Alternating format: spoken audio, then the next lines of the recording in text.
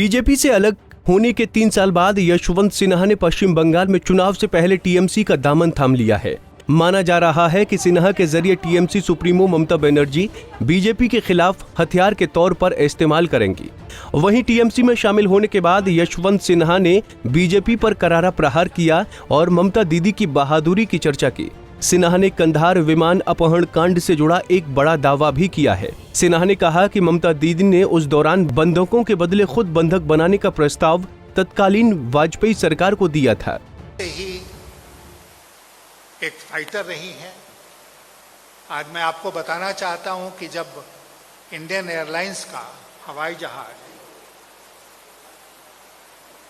उसको अगवा कर लिया गया था, अपहरण हो गया था और जो आतंकवादी थे उसको कंधार ले गए थे, तो कैबिनेट में एक दिन चर्चा हो रही थी, तो ममता जी ने ऑफर किया कि वो स्वयं हॉस्टेज बन के जाएंगी वहां पर और शर्त ये होनी चाहिए कि बाकी जो हॉस्टेजेस हैं उनको आतंकवादी छोड़ दें और वो उनके कब्जे में चली जाएंगी और जो कुर्बानी देनी पड़ेगी वो कुर्बानी देंगी देश के लिए।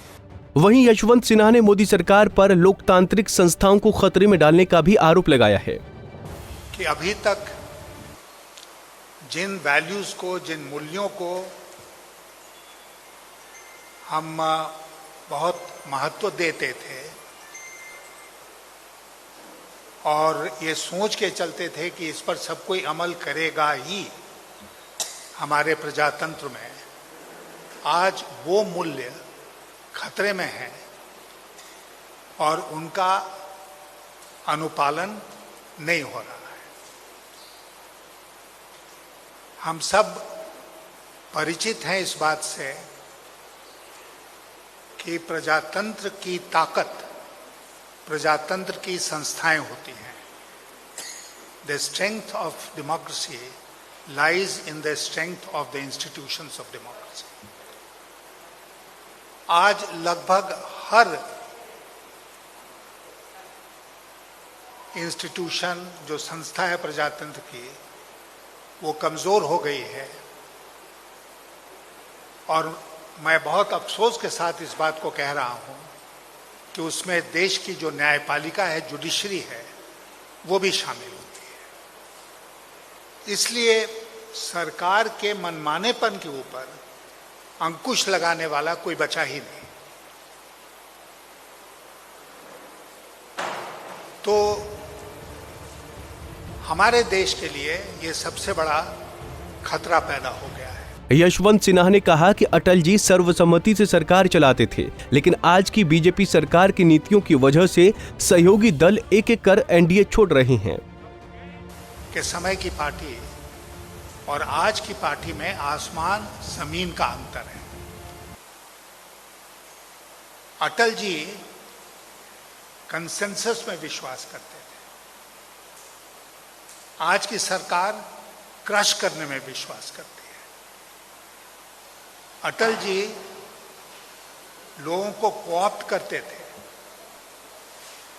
आज की सरकार लोगों को कॉन्कर करना चाहती है, उनको पर जीत हासिल करना चाहती है। आप अटल जी के समय का देखें, जो नेशनल कोएलिशन उन्होंने बनाया था, तो जम्मू और कश्मीर में नेशनल कॉन्फ्रेंस फारूक अब्दुल्ला, पंजाब में अकाली दल,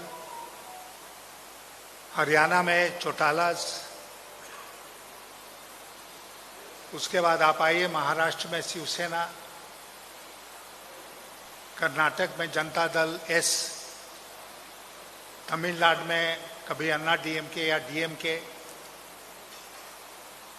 आंध्र प्रदेश में टीडीपी, उड़ीसा में बीजू जनता दल, बंगाल में ममता जी, असम में असम गण परिषद, बिहार में नीतीश कुमार की पार्टी।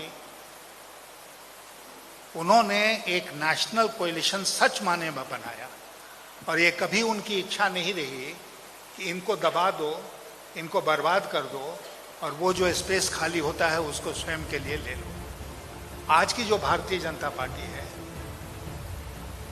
यशवंत सिन्हा काफी अरसे से मोदी सरकार के खिलाफ सियासी लड़ाई लड़ रहे हैं। माना जा रहा है कि दिनेश त्रिवेदी का बदला भी ममता बनर्जी से यशवंत सिन्हा के रूप में बीजेपी से चुका लिया है। वैसे बंगाल के बैटल में हर रोज कुछ न कुछ बड़ा होता ही है। अब देखना ये होगा कि यशवंत सिन्हा के आरोपों का जवाब बीजेपी किस भाषा में देगी। पंजाब केसरी टीवी के लिए कोलकाता से उदय प्रताप सिंह की रिपोर्ट।